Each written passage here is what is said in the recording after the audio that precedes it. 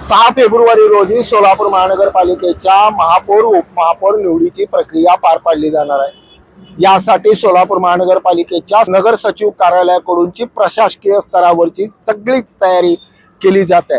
ज्या पद्धतीने प्रशासनाकडूनची तयारी केली जाते त्याच पद्धतीने भाजपाच्या गोट्यामध्ये देखील ही तयारी केली जात आहे। महापौर उपमहापौर निवडीपूर्वी भाजपाच्या शहर अध्यक्षा रोहिणी तलवलकर यांनी 23 जानेवारी रोजी नवनिर्वाचित सदस्यांना व्हीप बजावून 29 जानेवारी रोजी विभागीय कार्यालय पुणे येथे उपस्थित राहण्याची तब्दी दिलेली आहे।